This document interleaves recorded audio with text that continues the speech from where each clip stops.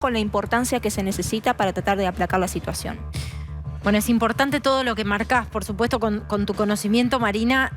Nada parece alcanzar, ¿no?, a esta altura por la dimensión y la cantidad de focos de incendio que están tocando a muchísimas localidades. Hablamos con gente en Curuzucuatiá, Sí. en Concepción, en Santo Tomé. La verdad es que es muy, muy dramática la situación en la provincia de Corrientes y, por supuesto, tiene que estar en el centro también de la agenda de la política, ¿no?, para hacerle frente a toda la asistencia que van a necesitar tantísimos productores en esa provincia. Gracias, Marina. Por nada. Nosotros hemos llegado al final del segundo tiempo de TN Central. Nos reencontramos mañana a las 19:30. Siguen con TN, siguen con Diego Seidman y el equipo de Solo una Vuelta Más.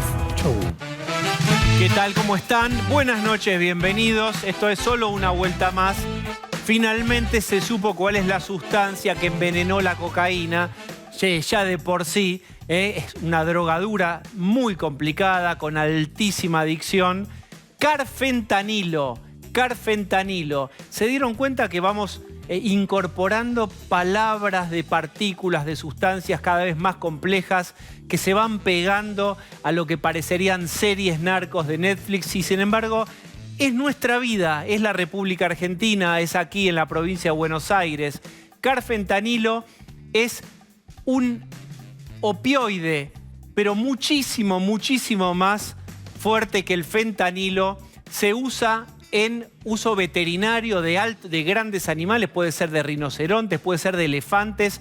Y acá viene la cuestión. Nadie entiende bien qué hacía ese carfentanilo en el corte con esta droga, con la cocaína, que mató en su altísimo poder tóxico a 24 personas e intoxicó a tantas otras. Es más, ahora nos va a contar Rolo Barbano. No hay muchísimos antecedentes en el mundo de utilización o de visibilidad de para qué se usa esto. Ahora vamos a ver. Hay perplejidad total.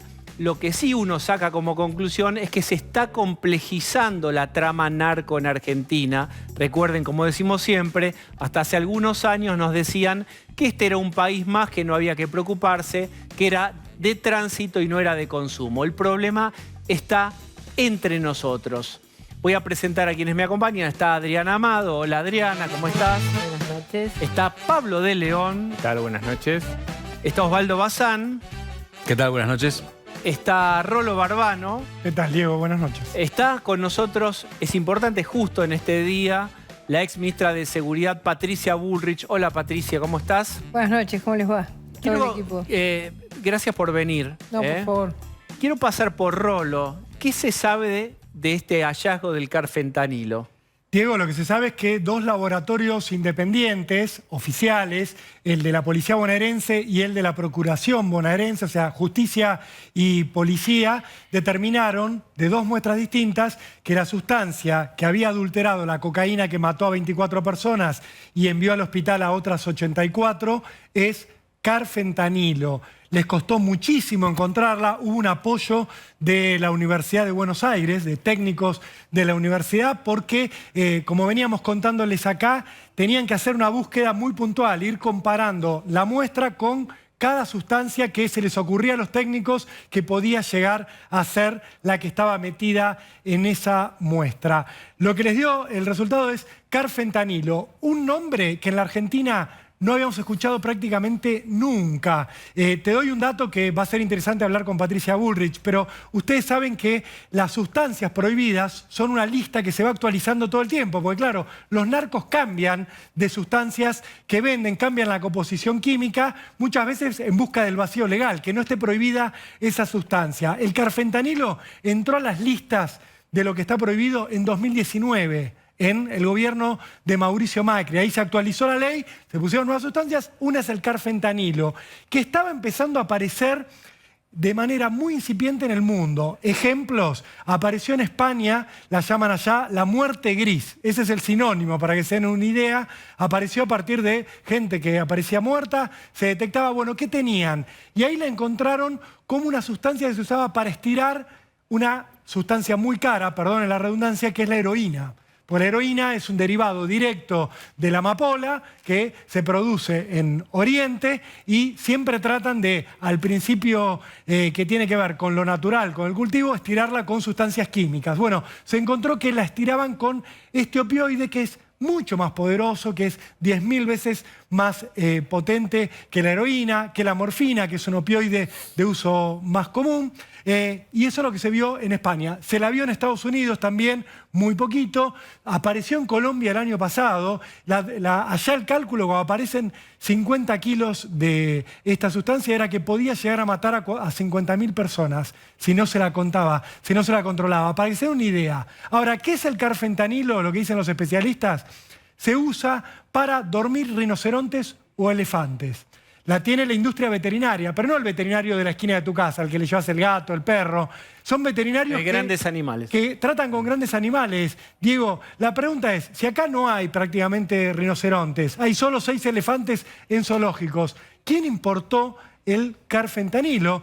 Para importar una sustancia como esta, vos tenés que pedir permiso al Registro Nacional de Precursores Químicos, que depende del Ministerio de Seguridad de la Nación. Vos tenés que decir, yo quiero importar acetona, le pedís permiso al Ministerio de Seguridad de la Nación porque se puede usar para hacer cocaína. Vos querés importar carfentanilo porque tenés un elefante que tratar, le tenés que pedir permiso para importarlo legalmente. ¿Quién lo importó? ¿Para qué? Y después, ¿quién lo desvió al circuito ilegal? Porque esto apareció en Puerta 8 y se vendía por menos de 300 pesos. Entonces, ¿quién se tomó todo este trabajo para tirarlo en un mercado ilegal como ese? Nos aparece otra vez, Diego, una sustancia nueva en nuestro mapa de usos ilegales, como en su momento nos sorprendió la efedrina, ¿te acordás? Que era otra sustancia controlada, que vos si la querías traer, por ejemplo, para hacer gotitas, para tratar los resfríos, tenías que pedirle permiso al Registro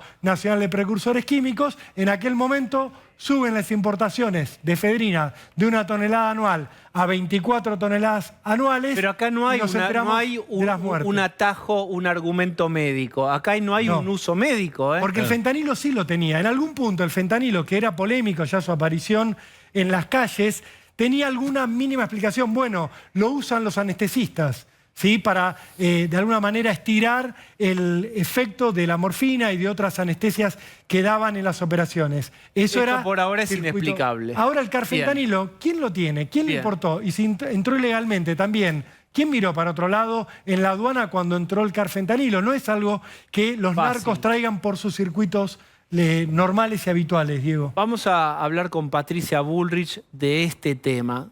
¿Cuál es tu impresión, Patricia, sobre el hallazgo de esta sustancia que hasta hace unas horas era completamente ajena para nosotros? Bueno, para nosotros no era ajena, porque tal como acaba de decir, nosotros ya detectamos la familia de los fentanilo, que es un genérico, y diseñamos un decreto presidencial que lo terminamos de hacer en el 2019 conjuntamente con el CONICET para detectar todas las familias de todos los precursores químicos o estupefacientes que podían generar daño en las personas. En este caso, el carfentanilo es una, como bien decía Rolando, es de una potencia que cuando encontraron en el año 2021 en Riverside, en California, encontraron 21 kilos de carfentanilo, avisaron que con ese 21 kilos de carfentanilo podían morir 50 millones de personas. 50 millones de personas. Porque además el uso es de micro gotas, inclusive para rinocerontes. Es decir que, ¿cómo entró en la Argentina? Bueno, hay dos hipótesis. Una es el uso que hacen de estos estupefacientes o de estos precursores químicos que hace el sistema ilegal, que lo utilizan mucho los cárteles mexicanos, ¿no? Con muchísimo cuidado, porque ¿para evidentemente... qué lo usan? Bueno, ¿para estirar qué se usa esto? Porque ya vemos la potencia de la toxicidad que tiene. Lo que se vio en Estados Unidos era para estirar heroína. Heroína. Pero vas a decir, la comprar heroína, a ver, déjame ser, digamos, básico en esto. Uno supone que lo que estirás es un producto caro. Sí. La cocaína que se estaba comercializando por el valor que ahí de 200 pesos argentinos, 300 pesos argentinos, ¿qué estiramiento de ese calibre necesitaría?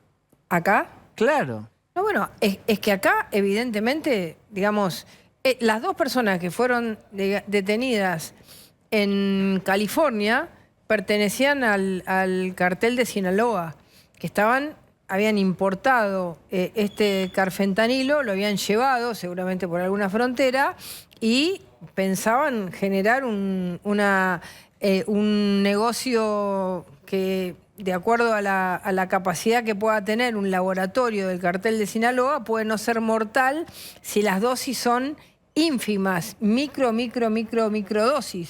Ahora, ¿por qué lo usan? Porque genera más nivel de adicción.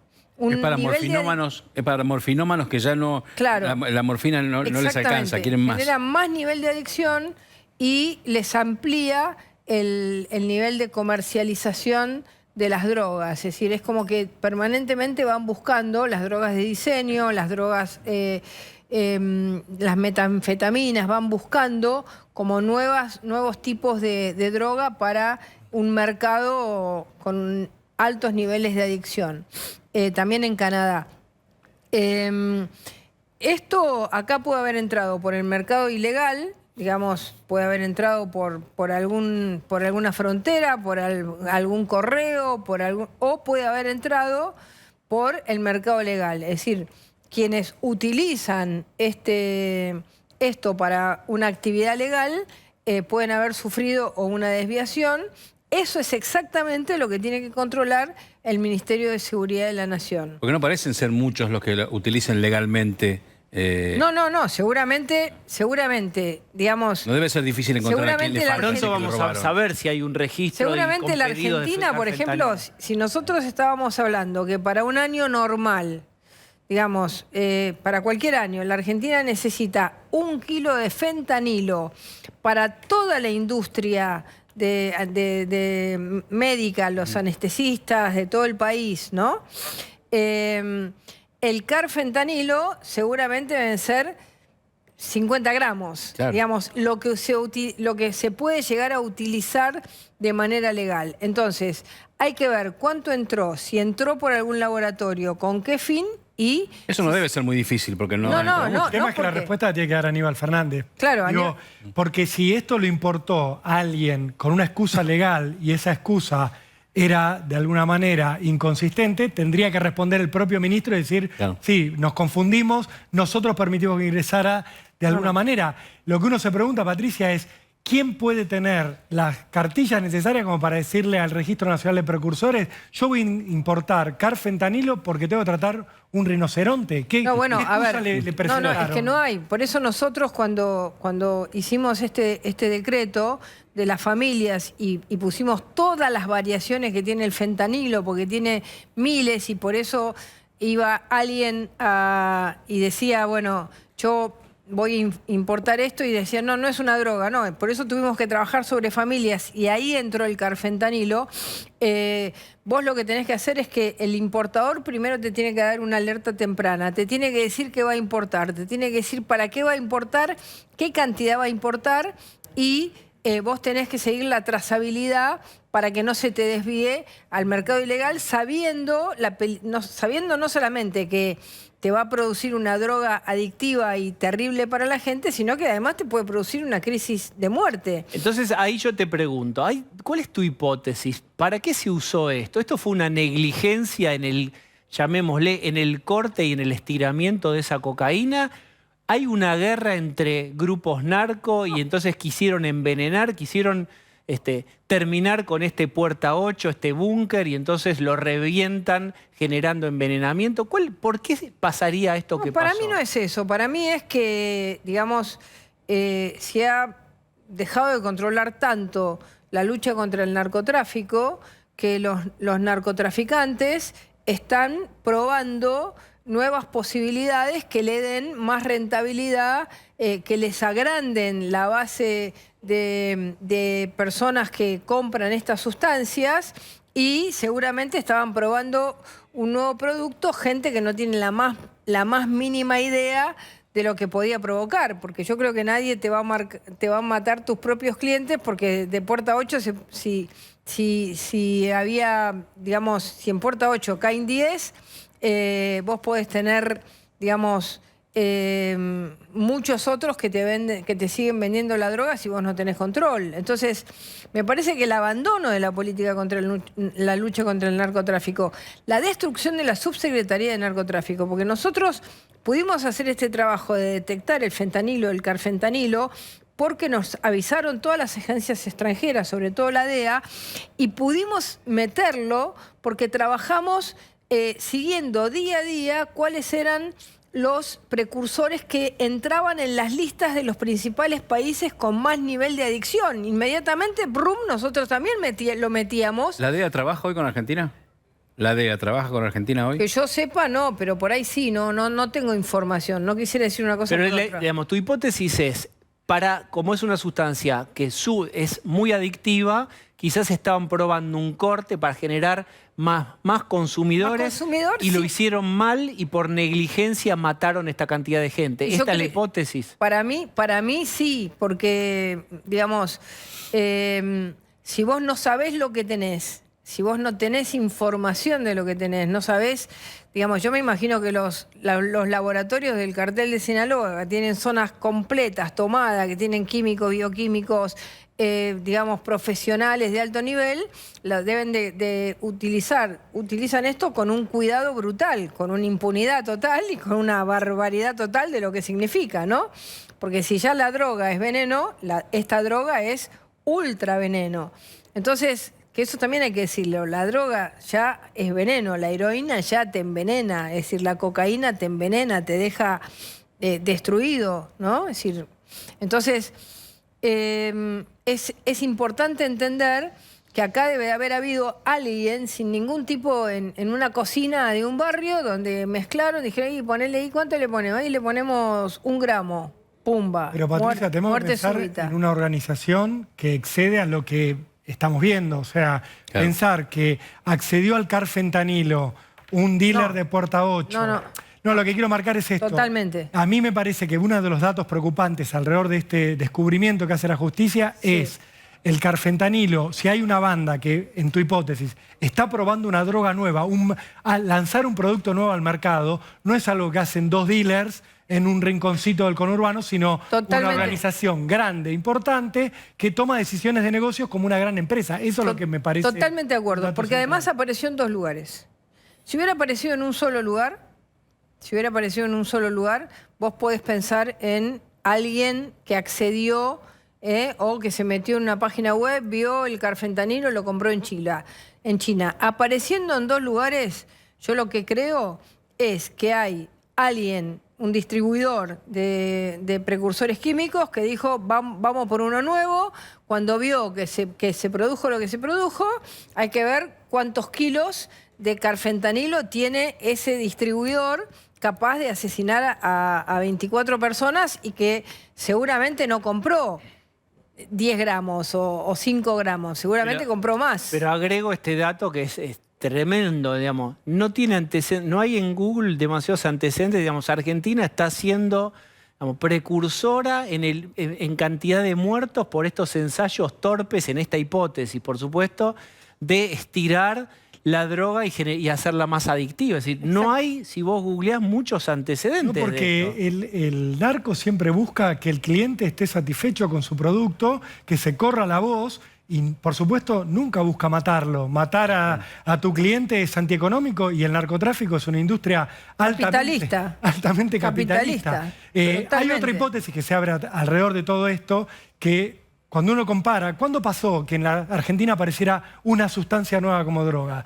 Tenemos que ir a la efedrina, a 2008. ¿Y cómo nos enteramos de la existencia de la efedrina? Cuando una banda dijo, si este negocio no va a ser para mí, tampoco va a ser para vos, mato a 3 personas, las tiro, las pongo ante la opinión pública y termino el negocio de la efedrina en la Argentina, que fue lo que ocurrió. No, por eso, esta era otra hipótesis. No sé qué te parece a vos lo que está planteando. No, pero tiene una raíz igual. Porque, a ver, la efedrina se utilizaban 1000 kilos año en la industria legal. entraron 10.000 kilos. Inclusive Aníbal Fernández lo puso en su tuit diciendo yo paré esto. No, digamos, porque el pico que tuvo la efedrina paró porque lo mataron a Esforza, a Vina y a Ferrón. Porque los mataron, los descuartizaron, los destruyeron y le dijeron, acá el poder no lo tenés vos, porque, digamos, esa efedrina entró a la Argentina cuando la prohibieron en México y los cárteles mexicanos la trajeron para acá para volver a meterla en México de una manera distinta como venían trabajando, porque en México se habían dado cuenta de esta desviación de la efedrina. Entonces, cuando estos tres que no sabían dónde se metían, terminaron asesinados y quienes los asesinaron eran también de cárteles mexicanos, te das cuenta que hay un paralelismo. En ese momento se les escapó la tortuga y entró efedrina. Ahora entra carfentanilo. Entonces vos decís, ¿cuál es la lucha contra el narcotráfico? ¿Cuál es el alerta temprana? ¿Cuál es el control? ¿Por qué desarmaron la Subsecretaría de Lucha contra el Narcotráfico, que es la que estudiaba al mínimo detalle todas estas ¿Y por qué lo hicieron? materias? ¿Y por qué? ¿Cuál es tu hipótesis? Porque, digamos, decidieron hacer la contracara de lo que fue nuestra lucha contra el narcotráfico. Hasta el día de hoy los funcionarios dicen que no tiene ningún sentido, que es una lucha perdida. Bueno, si vos pensás que hay una lucha perdida, entonces no la das. Entonces si no la das, no te das cuenta que en vez de dar una lucha, yo no te digo que la ganés, como, ay, no la vas a ganar nunca, no. Lo que haces es reducir permanentemente, reducir, es trabar, es obstaculizar. Pues también, digamos, la objeción era que esos decomisos, que siempre tenían mucha imagen, etcétera, que al final, por uno que se decomisaba, pasaban X cantidad enorme. Mirá, entonces, digamos, que no era representativo para medir si vos luchabas contra la droga con efectividad los decomisos, porque no sabías los camiones que te pasaban de costado. Hay un análisis que hizo el Departamento Especializado en Drogas de las Naciones Unidas, que dijo que en la Argentina se calculaba una reducción general de un 40%. Es enorme.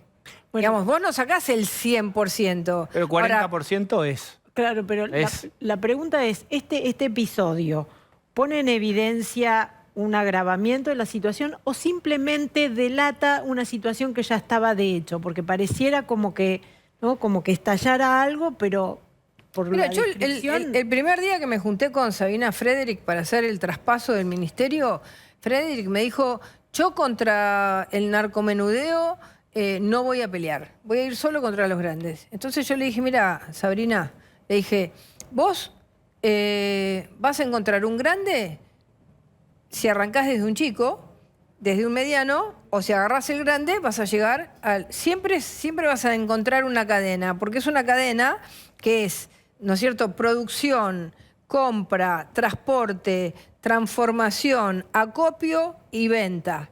Todo eso. Entonces, si vos arrancás si vos agarraste ahora al paisa, ¿no? Al paisa podés llegar a saber quién le vendió este producto y peleando contra el narcomenudeo, porque el paisa es un dealer de narcomenudeo, podés saber quién es ese distribuidor. ¿Pero porque el paisa va a delatar para arriba? Porque si ahora le metieron homicidio agravado, y nosotros hemos puesto leyes de arrepentimiento para el narcotráfico. Vos podés decir, si el paisa dice, a mí me lo vendió tal y tal, y vendía esto diciendo que esto iba a ser... Porque el tipo tiene homicidio agravado, va toda la vida preso. O sea, si tiene incentivos para colaborar. Y por supuesto, es que eso es, así es como vos vas a luchar, con inteligencia criminal, con alerta temprana. Cuando no llegás, inteligencia criminal, y después que las partes puedan colaborar, digamos, arrepintiéndose y vos dándole beneficios en su condena para saber quién efectivamente metió que es lo que más nos interesa. ¿Cuánto hay? Acá, permítame, ¿Quién lo metió? Quería marcar esto, que una de las Tenemos que ir carencias graves cambiando de tema después, de esta investigación fue que nunca se encontró ni siquiera la cocina más cercana a este punto de venta. O sea, ¿quién fraccionó esta droga? No se sabe. ¿Quién la manipuló antes de que saliera a la venta? No se sabe. Y la droga apareció también en Rosario. Entonces, vos lo que ves es una organización que tiene la capacidad de moverse en distintos mercados y lo que tenés preso son a 6 tipos que estaban cuidando el punto de venta y a este paisa que era el que iba y le llevaba por la noche la mercadería para la venta del día. O sea, Pero no el llegaste paisa a ningún lado. sabe, el paisa Sí, sabe el paisa quién se lo seguro, o sea, daba puede y el- entregar al siguiente, seguro. Claro. Pero claro. no está pasando. El paisa sabe. Bien, necesitamos cambiar de tema y vamos a hacerlo. Con Se todo gusto. reunieron hoy en una especie de retiro, contalo si querés vos, Pablo, Juntos por el Cambio. Exactamente, hicieron un temario muy prolijo, estuvieron 5 horas reunidos, las cabezas principales, desde Mauricio Macri, Gerardo Morales, Patricia Bullrich, Larreta, y hubo un acuerdo total sobre varios temas. Yo creo que el más potente es el que arrancaría preguntándole, que es el tema de qué va a hacer Juntos por el Cambio con el acuerdo sobre el Fondo Monetario Hace una Internacional. cosa, ya que está, usted pregúntele usted. Perfecto, como usted manda, yo lo miro. A ver, ¿hubo acuerdo total en no obstaculizar, o sea, en no llevar al país a un default? Exactamente. Nosotros consideramos que Juntos por el Cambio no puede permitir de ninguna manera que la Argentina entre en default. Ahora hemos puesto algunos puntos fundamentales. Nosotros creemos que hay que pagar las deudas, no queremos default. No queremos que haya aumento de impuestos, es decir, que tiene que haber otras vías que todavía no sabemos qué es lo que van a plantear, pero ya lo determinamos de entrada. Y después, otro punto que salió con mucha fuerza también es que el oficialismo debe de responder en conjunto. Esto de que hay diputados del oficialismo, que no sabemos qué va a pasar si en el Senado, ¿qué va a hacer Cristina Fernández de Kirchner, que hasta ahora no ha hablado? O cuando habló en Honduras en contra. ¿Lo van a votar? ¿Lo va a votar el Senado?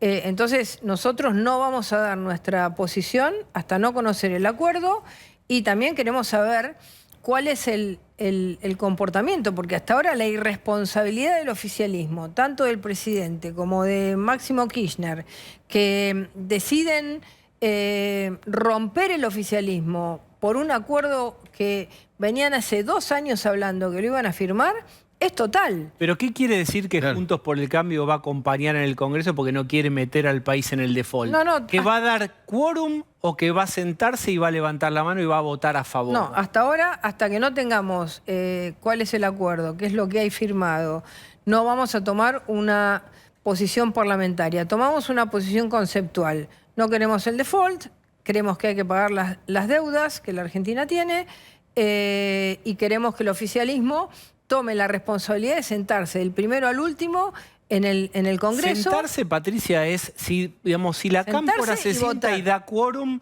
y se quedan quietitos dando quórum para que el resto del peronismo sí levante la mano y sí se apruebe. ¿Ustedes acompañarían? Nosotros todavía no vamos a dar a conocer la estrategia parlamentaria porque no sabemos con qué hay ahí. ¿Qué hay? Pero unificado significa que todo el peronismo / kirchnerismo, todos levanten la mano o todos, digamos, que sea coreográfico, sean todos Bueno, iguales. A ver, la lógica sería, nosotros pensamos que tiene que haber un pronunciamiento claro. Todavía Cristina Fernández de Kirchner, que es la presidenta del Senado, no ha hablado. ¿Esta es la postura del PRO o de Juntos por el Cambio? No, de Juntos por el Cambio. Es decir, Juntos por el Cambio ha dicho claramente que, hoy en el cuarto punto ha dicho, le pedimos responsabilidad al gobierno. El gobierno para nosotros es todo. Es Alberto Fernández, es Cristina Fernández de Kirchner, es el que era el jefe del bloque oficialista, que se borró, ¿no? Pero ahora, ¿cómo van a...? Casildo Herrera, que yo soy muy vieja, entonces Casildo ustedes Herrera, yo no me saben borré. quién es. Que Yo me eso borré. es antiguo. Es antiguo, pero la era... frase quedó para Claro, siempre. Fue Uruguay. quedó para Casildo siempre, Herrera. se fue, sí. ¿Cómo van a hacer para no solamente lograr esa responsabilidad que le están pidiendo casi idílicamente? ¿Cómo van a hacer para que les den la información cuando, por ejemplo, en el caso del presupuesto se lo presentaron con pocos días de margen para el análisis? O digo, ¿cuál va a ser la estrategia? Bueno, en principio, a ver, nosotros esperamos el acuerdo firmado, no queremos tener la información antes, el día que venga el acuerdo estará firmado, ya ese acuerdo tendrá validez porque estará firmado por el gobierno argentino y por el Fondo Monetario Internacional. Primero tiene que firmar el acuerdo del gobierno y el fondo. Y sí, recién después ustedes van a es decir. una carta de intención, es una carta de intención que firman las partes donde detallan cuál es el plan que van a desarrollar, o por lo menos cuáles son... El camino va a ser ese. El gobierno nacional va a hacer una propuesta que la va a firmar con el fondo. Después la va a mandar al Congreso. Y Patricia, todo ese camino va a ser sin que sepamos qué va a ser el kirchnerismo. Y en esto divido la Casa Rosada del kirchnerismo. Mientras todo este proceso vamos a no saber qué va a hacer Cristina. Yo mientras tanto, cada vez que hable en cualquier lado, voy a decir... El kirchnerismo tiene que actuar juntos porque les eligieron juntos para gobernar. Y esto de que ahora haya algunos que quieran borrarse su responsabilidad institucional, no va. Vos dijiste en alguna entrevista, están buscando ser oficialismo y oposición a la vez. Por supuesto. ¿Qué significa eso, por último? Y bueno, eso significa que vos vas a tener algunos que hoy te dicen que van a votar y otros que te dicen nosotros... no vamos a votar o nos vamos a abstener o no vamos a ir. No sabemos tampoco qué van a hacer. Tampoco nos preocupa qué va a hacer Máximo Kirchner en sí. Nos preocupa que un gobierno que ha sido elegido en conjunto y que para eso formaron esa coalición, deben de responder en conjunto en los momentos... Entonces predominó tu posición, la del PRO, por sobre la del radicalismo, porque la del radicalismo creo que Gerardo Morales nos dijo que independientemente de lo que haga Cristina y Máximo, la responsabilidad de la oposición era votar el acuerdo y que no había que estar mirando y subiéndole el precio a Cristina y a Máximo. Nosotros todavía lo que estamos diciendo son cuestiones conceptuales. Hoy hubo un acuerdo total. Lo conceptual nuestro es... decir que no vamos a llevar el país al default y que vamos a honrar las deudas y que ellos deben ser responsables. ¿Cómo y de qué manera se va a resolver la estrategia parlamentaria? La vamos a dar a conocer cuando sepamos qué es lo que viene. No antes. Patricia Bullrich, muchas gracias. Muchas gracias a ustedes. Tengo sensación de teléfono, pero no... Sí, aló. Ay... ¿Quién sos, la Pehue? Lili, sí, soy la Pehue, soy Sergio. ¿Qué tal, Lilita? Ay, me encantaba cuando hacías el prende y apaga. Sí. ¿Por qué te lo levantaron? ¿Por los cortes de sur? ¿Qué pasó? Y bueno, es otro momento de Argentina, no se jode con eso, no se puede. Uno nunca sabe porque el prende y apago te viene solo, no lo elegís vos. Me parecía muy simpático, ¿eh? Sí. Tendría que volver a hacerlo. Bueno, ¿cómo va Exaltación de la Cruz? ¿Cómo va ahí Capilla? ¿Cómo está la vida rural? Ay, estoy chochísima. Y escúchame bien lo que te digo, porque es lo mismo que le dije una vez a Marquitos Peña. A ver. El carnerismo huele tu temor. Que como el huele perro que te huele y que la adrenalina te ataca, claro. Sí, huele tus ganas de caerle bien a Pablo Echarri y Nancy Duplá. Y es ahí cuando ¡zas! Te ataca. ¿O no se acuerdan acaso cuando todos los intendentes del PRO fueron como estúpidos a solidarizarse con Alberto porque la bonaerense les estaba haciendo un paro? Y le bajaron la coparticipación. Le carnerearon un punto, Horacio. Eso es porque olieron el miedo. ¿Cómo es entonces la fórmula? ¿A lo que no hay que tenerle miedo a qué? No hay que tenerle miedo a ser opositor. Yo esto lo vengo diciendo hace años. Hace años. Y estaba sola en el desierto. En la salida de Egipto. Así es. ¿Estás fumando? Lo dije incluso ahí en TN muchas veces. Fumando? Ahí me miraban todos. El doctorcito Castro me hacía diagnóstico. En a dos voces decían, es muy grave, doctora, lo que usted dice. Bueno. Se cumplió todo al final. Sí. Igual digo, seamos responsables porque Argentina no puede caer en default, pero tampoco nos dejemos picar por el escorpión, o mejor dicho, por la tarántula del Senado. Uy, bueno. Yo no sé a qué fueron hoy al retiro ese espiritual, yo lo mandé a Maxi Ferraro, mando a mis emisarios, yo solo me apersono ante Dios. Y además no estaba Mauricio, que egresó al Newman, pero es budista y además cree en el Ravi Shankar. Tiene más religiones que el barrio del Once, ¿está? Y va al psicoanalista también, sí, claro. Y a Larreta no le importa nada, le menciona a Jesús, piensa que es un proveedor de baldosas, ¿está? ¿Me siguen?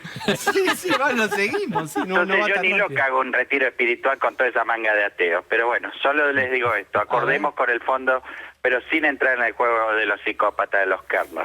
Está muy bien, Lilita, gracias por el tutorial. Como diría San Horacio, hay que leer el Evangelio. ¿Sí? Vayamos por la bicisenda que nos lleve al paraíso. Que por ahí es el paraíso fiscal de Toto Caputo, pero por ahí es el paraíso donde reinan las palomas. Ahí está, amén. Muy bien, ahí estaba Lilita, gracias Lilita. Y vamos a meternos en otro tema, que es un signo de interrogación. Siempre hay un tema nuevo. Atucha 3 es una central atómica que se emplazaría en la provincia de Buenos Aires, armada, financiada por China. Emilio Apud fue secretario de Energía. Hoy publicó un artículo en el diario Clarín sobre este tema y la primera pregunta es en realidad un saludo. Hola Emilio, ¿cómo estás? ¿Qué tal, Diego? ¿Cómo están? ¿Está cerrado ya Atucha 3 en la provincia de Buenos Aires, atómico y financiado por China?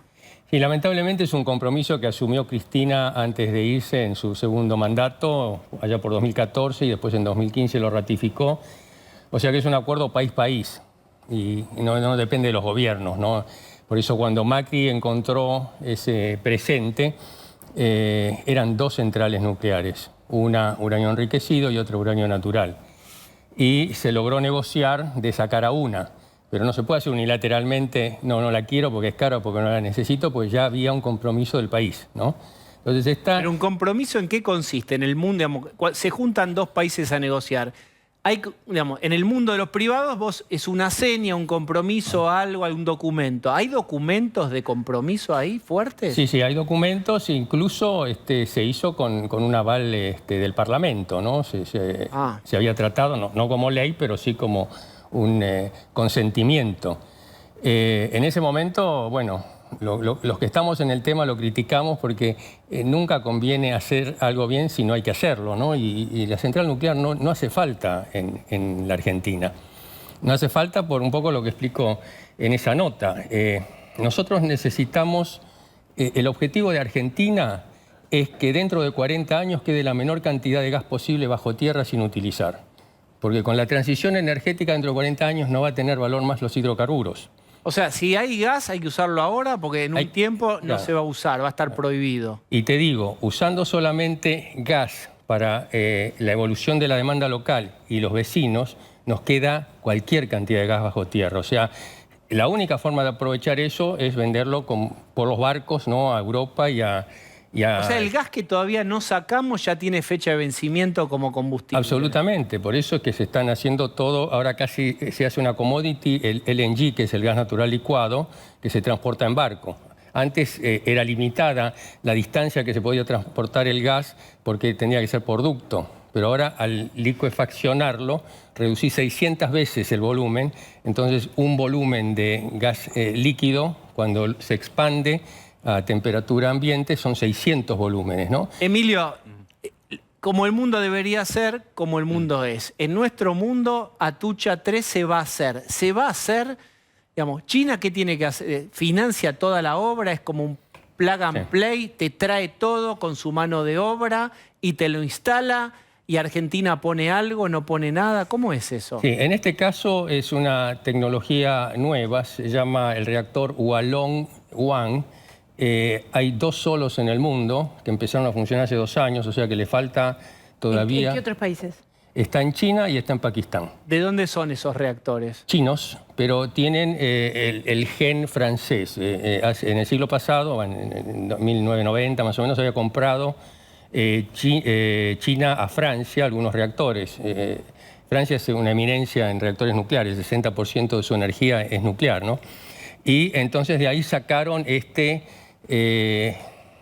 es un buen reactor, ¿no? Pero tuvo problemas en las cañerías el año pasado y es casi un prototipo. Estamos comprando un prototipo y China tiene un gran beneficio de vendérselo a Argentina como argumento de venta para poder venderlo en el mundo, porque de acá a los próximos 30 o 40 años se van a vender más de 70 reactores nucleares. Porque o sea, es como, para decirlo, para simplificarlo, es como una prueba. Llámalo como quieras, pero acá tenemos que terminar... Fase 3 de Sputnik. Claro, pero Emilio, perdón, si es algo que es un prototipo, ¿nos están usando de conejillo de India? O sea, lo mandan acá porque total, si explota todo y bueno... Explota acá. no pasa nada porque... Claro, Rolando, no quiero ser mal pensado. Acá hay un conocimiento nuclear muy grande, ¿no? Ya estamos desde la década del 50 exportamos reactores experimentales, etcétera. O sea, pienso que lo debe haber estudiado la Comisión de Energía dicen los Atómica. ingenieros atómicos argentinos de todo este proyecto? La gente que sabe de energía atómica en Argentina, ¿qué opina de La están festejando a lo loco. Escúchame, es un trabajo para los próximos 7, 8 años con tecnología, con dinero. Hablan de 7.000 empleados trabajando en el pico, un montón de cosas. Pero acá ¿no le ven riesgo? No, pero no interesa eso. Acá lo que interesa es cuánto va a pagar el kilovatio hora al usuario. Eso es lo que tiene que interesar. Como tiene que interesar en la soberanía de los vuelos, que haya pasajes baratos para la gente, ¿no? ¿Y no los va a ser energía barata esa energía? ¿Perdón? ¿No va a ser barata? No, vale 3 veces más cara que la alternativa térmica, que es de ciclo combinado. Es donde deberíamos estar poniendo la plata, digamos. ¿Cómo? Donde deberíamos estar dirigiendo las inversiones. No, en las renovables deberíamos estar dirigiendo las inversiones. Espera, ese es otro tema. Nosotros no tenemos que poner plata, la tiene que poner el sector privado. La nación no tiene que meterse en estos negocios. ¿Sí? Lo que pasa es que en el sector nuclear no hay ninguna posibilidad que lo haga un privado. Sí en las centrales térmicas, ¿no? Un ciclo combinado de 1000 megavatios, como va a tener la central nuclear, ¿no? Vale 10 veces menos. Esta vale 8.500 millones de dólares siempre que se termine en 7 años. Una térmica equivalente que usa nuestro gas y se instala en 2 años y vale cerca de 900 millones, o sea, de 8.700 millones a 800 millones. Entonces, o sea que lo podríamos hacer mucho más barato y con el gas que tenemos. Absolutamente, y no tendríamos que importar el combustible de uranio enriquecido, que todavía no lo fabricamos acá. O sea, no cierra por ningún mal lado. negocio, pero es un pésimo negocio. Déjeme tratar de entender entonces, si se hace todo esto, que como usted dice, sale más caro, nadie va a pagar la energía más barata, ¿por qué se hace? ¿Dónde o quiénes están haciendo un negocio? Bueno, ahí yo esbozo algunas hipótesis, ¿no? Una puede ser embelezamiento del gobierno con socios no convencionales, no tradicionales, o sea, alejarnos de Occidente y juntarnos más a países totalitarios. Fíjense que todas las inversiones que se están haciendo en infraestructura vienen con la zanahoria de que yo te financio todo y lo pagas en 20 años con 7 años de periodo de gracia, porque etcétera. Esto sería así, esto lo paga China, nos da financiamiento a pagar a pago largo. Sí, pero lo pagamos nosotros. Sí. Nos estamos endeudando. Nos endeudamos, claro. Y lo estamos pagando 10 veces más de lo que necesitamos, porque si usáramos otra tecnología sería más barata, digo. Absolutamente. El negocio que está haciendo la Argentina es pagar mucho más caro algo que no necesita. Y no lo pondría la gente, no lo pondría el Tesoro, no lo pondría la maquinita de fabricar billetes, nada. Porque se hace una licitación y se dice, bueno, tenemos que instalar 2 centrales de 1000 megavatios de ciclo combinado, que tienen una eficiencia bárbara y que consumen gas. Y van a consumir gas. Todo lo que consumamos de gas ahora va a ser gas que no va a quedar bajo tierra dentro de 40 años. Déjeme ser mal pensado y me cuesta creer que haya nada más que un encantamiento político, geopolítico y no haya un negocio atrás. Me cuesta creerlo. Y a mí también. A mí ¿Qué también. mal pensados son? Ahora, con respecto a lo que decías vos de las renovables, esto es un complemento de las renovables. Las renovables funcionan cuando lo quiere el clima o la naturaleza, es decir, cuando hay sol o cuando hay viento. Después no funcionan, de noche las solares no funcionan. Entonces hace falta un complemento que es una energía que la maneje el hombre, ¿no? Que diga, bueno, la prendo cuando quiero, normalmente son de base. Por eso las centrales nucleares y las centrales a gas, ¿no? Son las vedettes, yo diría, de la transición energética en los próximos 40 años. ¿Por qué el gas? Y nosotros estamos acá paveando e importando cuando... ¿Saben cuánto se está pagando el millón de BTU de gas natural licuado en China? $25. Nosotros lo producimos a $3. Mirá si no podría ser un buen negocio. Quiero otra arista de la cuestión que tiene que ver, digamos, cuando se habla de energía atómica, digamos, por la historia, por las cosas que han pasado con la energía atómica, indudablemente hay algo de miedo que queda. ¿Son centrales seguras? Digo, supongo que ¿quién administraría eso? ¿Los insumos de dónde vienen? ¿Quiénes lo controlan? Sí, son completamente seguras. Pensá que ya hace más de 60 años que estamos con centrales nucleares. Tenemos 3 centrales nucleares. No han tenido ningún problema. y tenemos la capacidad técnica para hacerlo en el INVAP, en la CONAE y ahora en NASA, que es la empresa que administra estas No centrales. está ahí el problema. No, La y además seguridad son, no está. además son ecológicas. Eso es lo que hay que decir a los verdes. Los verdes dicen no, que son contaminantes. No contaminan nada. Las centrales atómicas no contaminan. No emiten anhídrido carbónico, si es que les preocupa el calentamiento global. Lo que sí, bueno, la gente dice, bueno, ¿qué pasa si es Fukushima o si es, qué sé yo, Three Mile Island o Chernobyl? Pero fueron 3 en 450 centrales en 70 años. ¿no? La manipulación del uranio que hace falta, porque hay que traerlo, ¿eso tampoco implica un riesgo para el país? No, para nada. El talón de Aquiles, el punto débil de la energía nuclear es la disposición de los elementos radiados, o sea, de los residuos nucleares, ¿sí? ¿Por qué? Porque tienen una actividad de 1500 años, siguen teniendo actividad que es mortal. Si uno se acerca... Ya ¿no? tienen impacto ambiental, tienen residuos, radiación. Eso es un riesgo, pero hay soluciones. Nosotros no la estamos buscando. Nosotros las 3 centrales que tenemos, los elementos radiados los ponemos en piletones cerca de los centros poblados. Eso hay que decirlo. Cuando las convenciones internacionales hablan de que hay que disponerlos transitoriamente son 150 años, 200 años, especulando con que la tecnología a lo mejor busca una forma de acelerar el proceso de deterioro de esa radiactividad, ¿sí? Pero nosotros las tenemos ahí, ¿no? Y tenemos un gran reservorio, que eso va a haber que hablar en algún momento, en Gastre, en Chubut, que lo dejamos de lado por mala comunicación. ¿Reservorio de qué? Es una formación geolítica de un granito puro, o sea, tiene las condiciones ideales, y se hacen cavernas con tubos, ¿no? A 100, 200 metros, y ahí se meten cápsulas con el material radiado. Y ahí puede quedar miles de años. O sea, ¿Y ya se está haciendo eso? No, se suspendió hace 30 años porque se informó mal a la gente, se asustó a la gente, iba a ser Chubut una provincia nuclear, se iban a contaminar las basuras. Llegaron a decir el disparate de que un volcador de residuos, ¿no? que iba a contaminar a todos porque tenía residuos nucleares. No, hay una tecnología inmensa. Y ahora lo que dicen los organismos internacionales es eso, hay que ponerlo ahí. La otra alternativa era mandarlos al espacio, pero con el riesgo de que falle y vuelva a caer, ¿no? Pero perdón, usted dice que nosotros te estamos aceptando esa central, pero no nos hemos puesto de acuerdo acerca de cómo disponemos los residuos.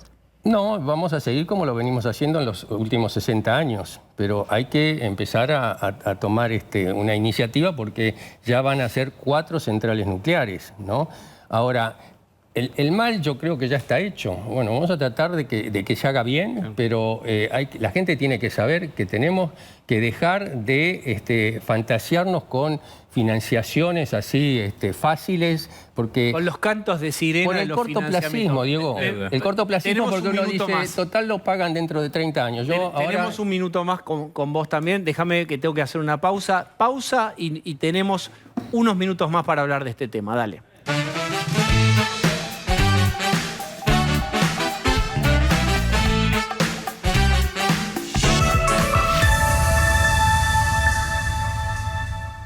Super Sale en Somier Center. Única vez en el año y hasta agotar stock. 70% de descuento y hasta 24 cuotas sin interés en colección 2021, discontinuos, outlet y temporadas anteriores. Estamos en Super Sale. Somier Center. Un lugar, las mejores marcas. Caldaya, la mejor solución para el ahorro energético de tu casa. Sistema de calefacción y agua caliente sanitaria por radiadores.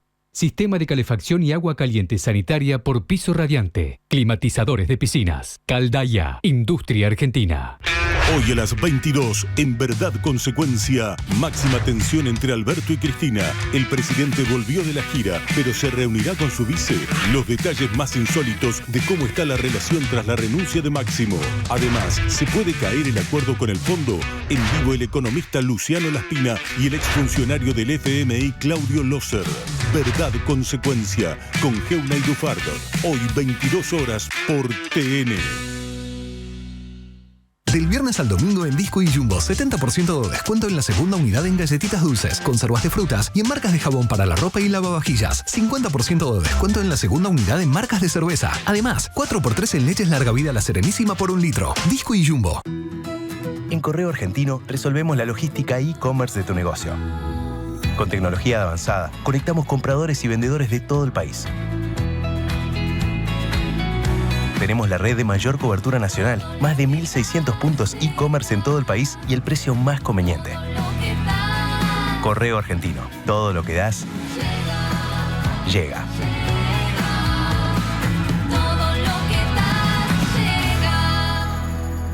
Llega la época de renovar con la liquidación de temporada de Easy. Del 9 al 13 de febrero aprovecha hasta un 50% de descuento en muebles de exterior y piletas. Hasta 30 en aires y ventiladores y 4x3 en puertas y ventanas. Además, paga con la mejor financiación en 12 cuotas sin interés. Easy.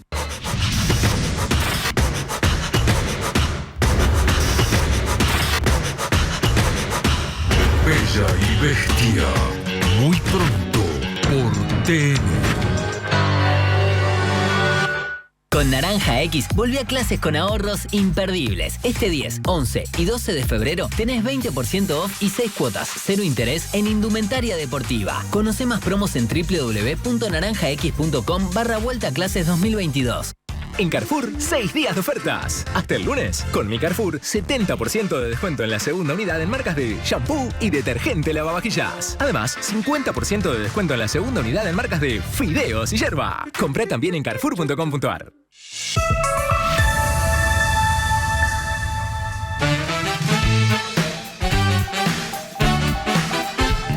Bueno, estábamos hablando de Atucha 3, pero ahora vamos a ir a la otra punta de el circuito que tiene que ver con la luz que vos usás y también la boleta de luz que podría venirte si te quitan el subsidio por abajo de la puerta. ¿Qué pensás, Emilio, de estas propuestas, estos trazos que uno va viendo de la propuesta de segmentar tarifas? Todavía no se sabe finalmente cómo va a ser, pero están buscándole la vuelta. Bueno, lo que anunciaron para mí es insuficiente, inconducente y es más que nada para la tribuna, para decir le estamos castigando a los ricos para que paguen, ¿no? Pero que tengan una idea, es el 10% de los usuarios residenciales, ¿no? Que son unos 500.000 personas aproximadamente, usuarios, perdón, que se les va a hacer pagar la tarifa plena. Ahora, ese 10% es del 40% de todo el país. Porque es el AMBA solamente. El AMBA es el 40% del total. O sea, estamos hablando de un 4% que se le va a aplicar eso. Aplicándole el 100% de lo que cuesta el kilovatio hora son 200 millones, 213 millones de dólares. Pero en otras partes del país ya están pagando más caro, ¿o no? Sí, pero por el tema de la distribución. La distribución en el interior depende de las provincias y no de la nación, como es acá, que depende de la nación, lo que es EDENOR y EDESUR, ¿sí? Entonces, el problema es que va a haber una actualización que son 213 millones de dólares y el déficit, o mejor dicho, los subsidios que se va a pagar este año, que habría que pagar este año si no se hace nada, son 15.000 millones de dólares. O sea, es una parte que es irrelevante en el total. Es absolutamente irrelevante. Si a eso le agregás lo que quiere el Instituto Patria, que es un 20% para todo, sigue siendo irrelevante. Bueno, ¿y qué habría que hacer entonces? Bueno, porque y ahora viene lo lindo. Mira, la referencia es el acuerdo con el fondo. El acuerdo con el fondo dice que tenemos que tener un déficit fiscal de 2,5 del PBI. Ahora, cuando había 3,1%, que fue el año pasado, de déficit, 2,6 fue de energía solamente, ¿entendés? Ahora va a ser sobre 15.000, no sobre 10.000 como fue antes, y según cálculos que he hecho así para que pueda cerrar el número, o sea, manteniendo la misma relación de participación de energía dentro del déficit fiscal, sería un 90-95% a todo el mundo. ¿De aumento? De aumento. Más 95% duplicar, digamos, casi duplicar en 2 años fue la inflación, eso solamente. Sí, sí, lo sé, pero imagino el impacto social. Sí, va a ser fuerte. Para otro 95%. Más que impacto social, impacto político que lo tiene que pagar los que nos llevaron a esto, porque hace 2 años no teníamos esta situación, ¿no? Entonces, 90%, pero más la inflación de este año. O sea, va a ser un 150 y con eso llegamos a tener un subsidio del 50%, que cierra más o menos con lo que quiere el fondo. Y el año que viene habría que hacer otro tanto para... Otro tanto sería otro 150%. Otro 50%. 90 más inflación. Más la inflación. O sea que ¿cuánto estamos pagando hoy de la electricidad que usamos? Y en mayorista estamos pagando $18 el megavatio hora y sale 85. Bien. Lo que uno piensa es ¿qué incentivos tiene el peronismo-kirchnerismo para llevar adelante algo así? Desde el sombrero del kirchnerismo. ¿Por qué aceptaría subas más grandes para acomodar la macro? Cuando se acomoda están afuera del poder. Diego, si no van a cumplir con el acuerdo del fondo, pueden hacer lo que quieren. Pero ya de entrada fallan, no van a poder cumplir con el acuerdo. Por otro lado, el subsidio acá en la Argentina no es como en Alemania, que tienen recursos genuinos para poder bancar ese subsidio. Acá es emisión pura. O sea que se va todo a inflación. Si ahora estamos con 60%... ¿Se paga por un lado o por el otro? Absolutamente. Emilio, muchísimas gracias por la visita. Espero otra vez traer noticias más... No, es la realidad. No, tampoco vivimos de contar noticias hermosas. Es la realidad argentina. Vamos a hacer última tanda.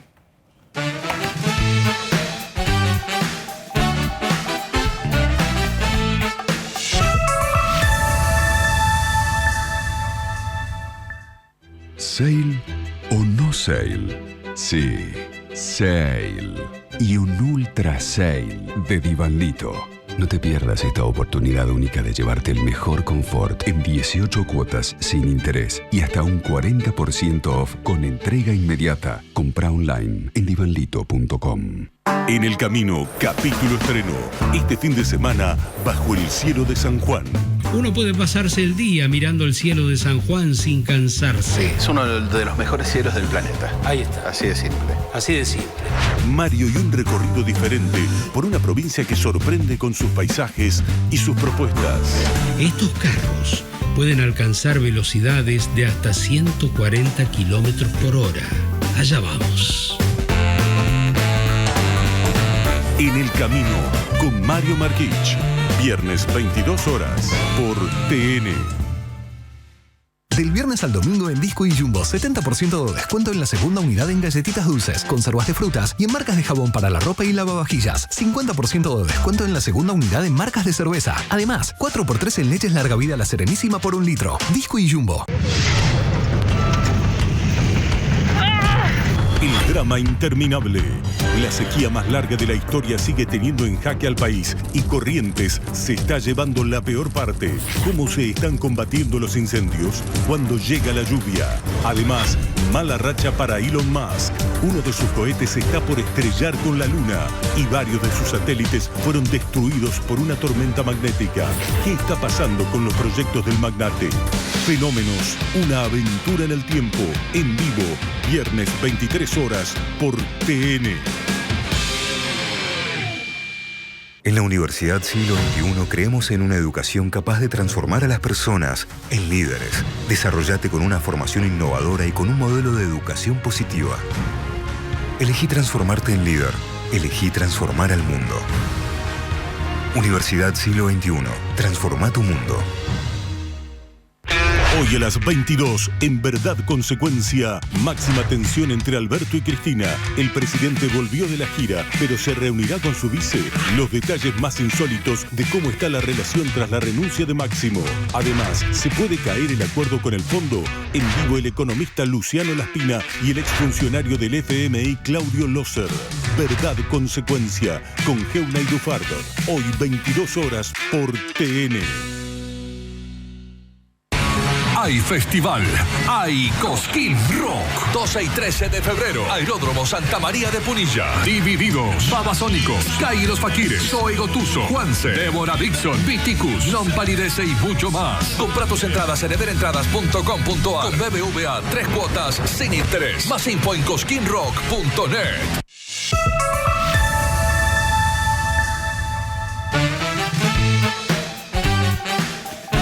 León, hoy se han juntado Alberto Fernández con Santiago Cafiero, el canciller, y diríamos que es su mano derecha en lo político, y con el embajador argentino en Estados Unidos. Porque, casualmente o no, Jorge Argüello, estos días que Alberto estuvo en Rusia y en China, Argüello no estuvo en Estados Unidos, estuvo en la Argentina. Me parece que Argüello vio cómo venía la bocha, se vino para acá, y hoy se juntaron, evidentemente.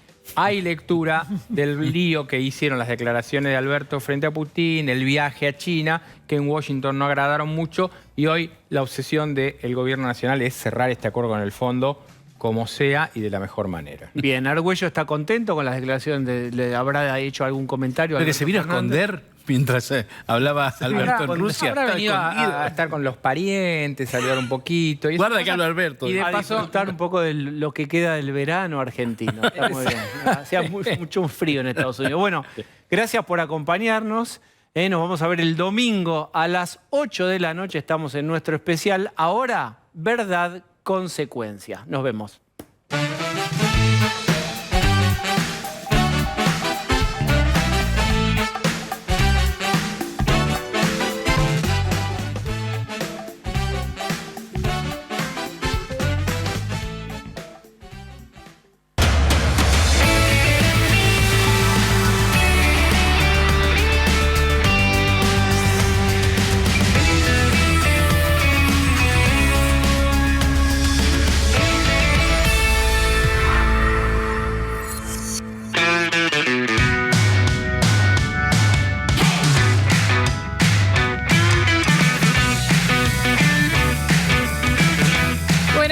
Bienvenidos a Verdad, Consecuencia. Como me ven, estoy acá sola. No tan sola, el piso estaba lleno de gente, pero Maru está con COVID, así que esta semana va a estar descansando en su casa con su familia. Se agarraron todos, Isa, Gastón, COVID, así que están descansando, pero están muy bien. Les mandamos un beso enorme. Hoy es un programa lleno de datos. Está Santiago Fioriti acá. El presidente volvió de su gira, que tuvo un montón de polémica, la gira del presidente, pero acá, en Buenos Aires, hay un país entero esperando ver cómo sigue su relación con Cristina, porque de ese vínculo que a mí esta semana un líder del oficialismo me dijo, ya siento que ese vínculo se está convirtiendo en un problema de salud mental que nos está afectando a todos los argentinos. A ese nivel está llegando la discusión política por el vínculo entre Alberto y Cristina. Ahora ya le pregunto a Santi, pero antes de hablar de eso, también mostramos a Florencia Arieto, que está acá sentada. Lo que se conoció hoy del informe toxicológico de la Procuración bonaerense, hablando de esta droga nueva, carfentanilo, 10.000 veces más dañina y más poderosa que la heroína, es gravísimo. Es una bifurcación en la historia del narcotráfico en Argentina. Te lo vamos a explicar por qué y vas a escuchar a las dos personas que firmaron el informe, que encontraron esta droga y que saben muchísimo de qué se trata y de qué estamos hablando. Pero primero que nada, Santi, buenas noches. ¿Qué tal, Luciana? Te voy a contar hoy la historia de Alberto Fernández y de Cristina Kirchner. Como vos decís, es de máxima atención en este momento. Todo el gobierno preocupado, todo el Congreso preocupado. Te tiro el primer dato. Sí, yo quiero saber, Alberto llegó, bueno, hoy iba a conferencia de prensa, todos estamos esperando. Él dijo que habló con Cristina. Él habló con Cristina cuando estaba de viaje en China y en Rusia. Cuando volvió a la Argentina, esto fue anoche, se acomodó en su casa, en Olivos. ¿Sabes a quién llamó?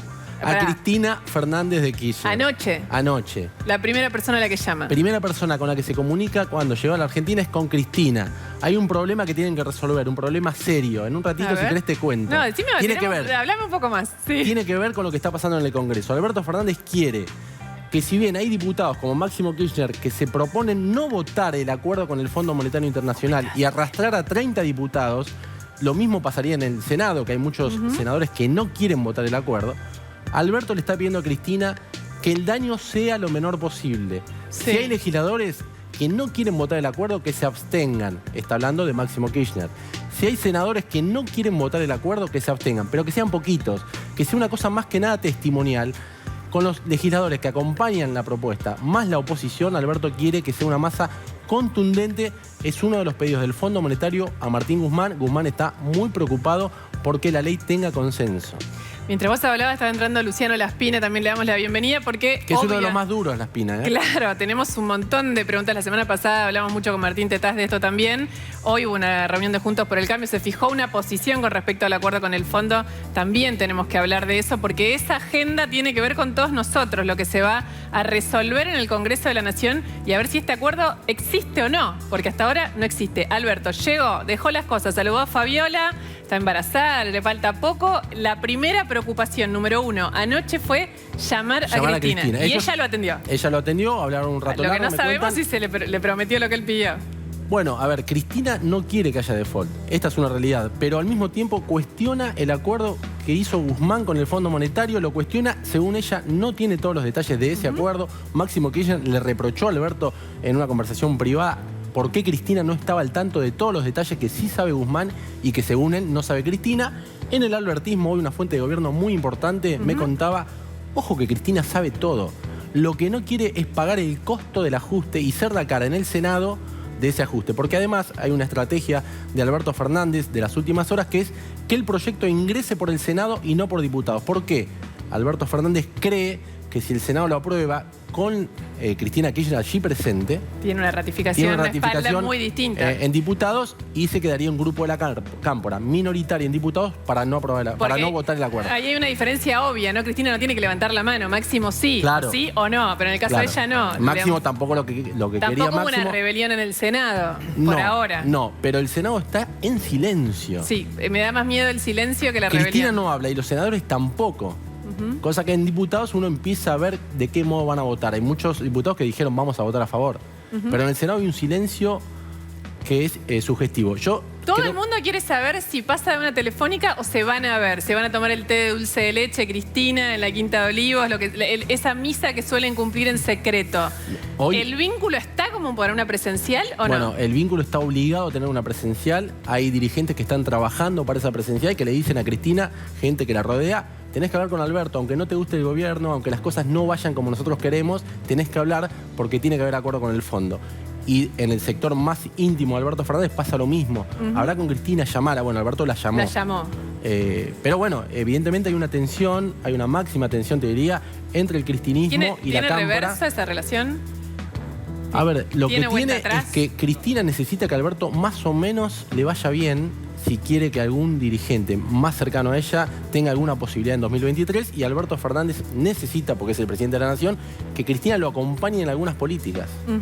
Esto se está discutiendo, incluso hoy una fuente me decía, van a necesitar un mediador, alguien que vaya y que... Está bien, pero llevamos, ¿cuánto tiempo llevamos de gobierno? 2 años 2 años. Y lo que 2 pasa meses. Es que la relación fue cada vez peor, no fue cada vez mejor. Claro, pero lejos de un mediador, Máximo Kirchner funcionaba como un intermediario, Guado de Pedro. ¿Cómo? ¿Se habla Alberto Fernández con Guado de Pedro? Mira, te cuento 2 datos. Uno, Guado de Pedro era el interlocutor después de las antes de las elecciones.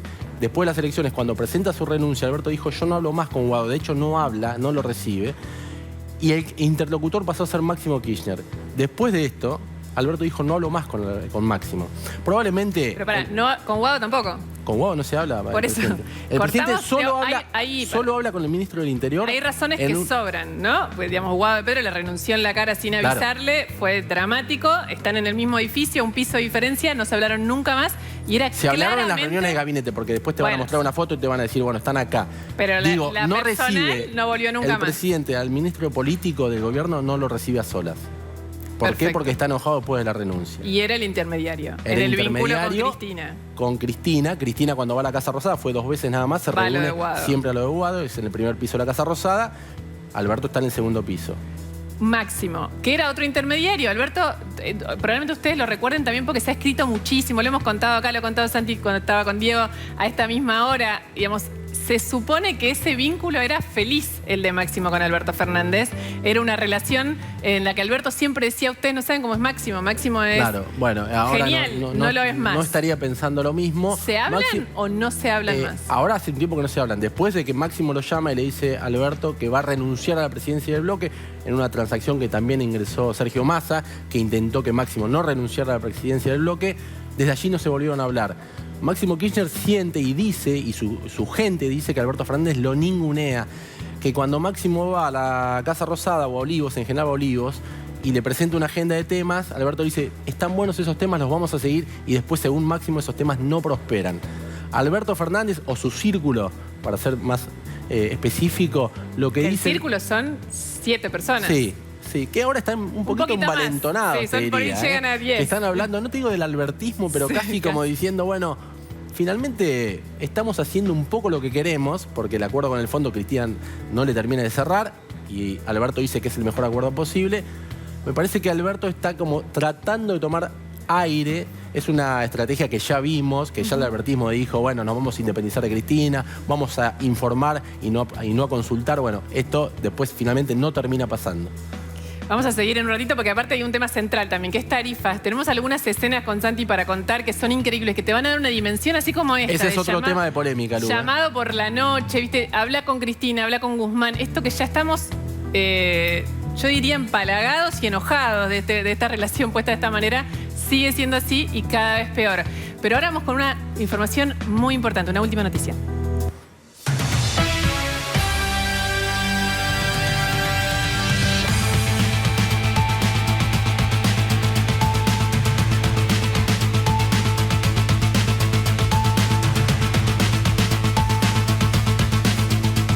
Está sentada Florencia Arieto con nosotros para hablar de este tema, pero te queremos contar ahora lo que pasó hoy por la tarde. Se firmó este examen toxicológico que confirmó que finalmente la droga envenenada, la cocaína envenenada, contiene carfentanilo, una sustancia que casi todos los seres humanos desconocíamos en la Argentina y que ahora se va a convertir en un emblema, en la droga que nos lleve a pensar qué está pasando con el narcotráfico en la Argentina. Y vamos a escuchar por primera vez a los dos científicos que firmaron este informe, que buscaron hasta encontrar cuál era la droga y nos van a explicar ahora de qué se trata y cómo lo hicieron. Ellos son Patricio Sarapura, director del Instituto Forense de La Plata, y el doctor Luis Ferrari, profesor en toxicología avanzada y química forense. Les doy las buenas noches a los dos. Buenas noches. Buenas noches. Buenas noches. Para empezar, doctor Ferrari, usted es un conocido especialista en este tema. Mi duda existencial es cómo vienen probando hace casi 10 días, qué sustancia podía ser la que identifique lo que se mezcló con la cocaína. ¿Cómo se les ocurrió probar con carfentanilo, un opiáceo que se usa para sedar elefantes o rinocerontes? ¿Es así? Claro. Sí. Bueno, mire, el tema, acá me gustaría que primero explicara el director, porque fue un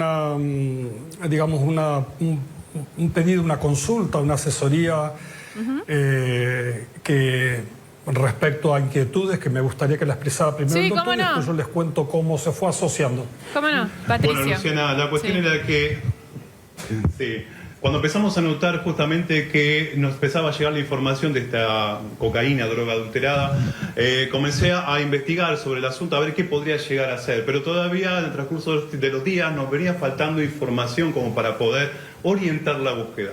Con lo cual, mientras recibíamos la sustancia a analizar y se procedía al análisis pertinente en este laboratorio, empezaron a surgir ciertos interrogantes, ¿sí? Con lo cual, por supuesto, llamó mi atención y traté de canalizar esta inquietud a mis superiores, a la Secretaría de Política Criminal, a cargo del doctor Pombergés y Alejandra Tarián, quienes me dieron una consigna específica: agotar todos los medios como para poder determinar fehacientemente qué es esta sustancia, y me daban la libertad absoluta de poder hacer un asesoramiento, y si era externo también. Con lo cual ahí procedí y ahí me acordé de mis viejos años de facultad, en donde tuve la dicha de tener al doctor Ferrari, quien llamé por teléfono para ver si me podía asesorar sobre este tema, y a su vez el doctor Ferrari fue armando también un equipo como para poder asesorarnos a nosotros en el trabajo en especial, ¿sí? Con lo cual, ahí no sé si Luis, continúa Luis, a ver, continúa. Sí, bueno, el tema fue así, mire, con el doctor Sergio Saraco, que es presidente de la Asociación Toxicológica, médico toxicólogo, estábamos compartiendo las noticias que llegaban de nuestros colegas, de médicos que estaban en emergentología, digamos, en unidad de terapia intensiva, donde nos llamó la atención que respondían a la naloxona, que es como si fuera un antídoto de los opioides, llamados sustancias relacionadas con la morfina, para hablarlo en forma más clara. Y una característica que tenían los pacientes era que respondían a concentraciones muy elevadas de naloxona, de este antídoto, y bueno, de alguna manera entonces con el doctor Saraco empezamos a lucubrar de que estos deberían ser sustancias no naturales. De ahí descartamos que fueran opioides naturales, morfina y otros tipos inclusive también heroína, y de ahí entonces vino esa esa hipótesis. Yo le dije al director que entendía que había que dividir el trabajo, digamos, en tres, esa fue la estrategia, en tres avenidas. La primera, utilizando métodos básicos, la otra a través de, muy amablemente, la empresa de Amico Sistemas de Capital, que tiene, digamos, una aparatología de cromatografía líquida, nos facilitó un aparato avanzado llamado UPLC, a través de Daniel Pomies, muy amablemente nos trabajamos ahí. Después creo que un trabajo que hay que ponderar es el del profesor doctor Gerardo Barton, que está a cargo del UNIFORM y de la Facultad de Ciencias Exactas en la Cátedra de Química Orgánica de la Universidad Nacional de Buenos Aires. Él, junto con sus dos colaboradores, el doctor Cristian Rodríguez y el doctor Gabriel Casas, entre ellos tres entonces analizaron a través de resonancia magnética nuclear y una aparatología que hay prácticamente no hay en el país, que es, digamos, la cromatografía líquida con lo que se llama tándem masa-masa, que significa, a ver, le explico, creo que se va a entender, es como si usted rompiera un vaso y se hace, bueno, astillas más chiquitas, pedazos de vidrio más grandes. Los doctores lo que hacen es bombardear esa molécula o esa estructura química y la rompen en pedacitos.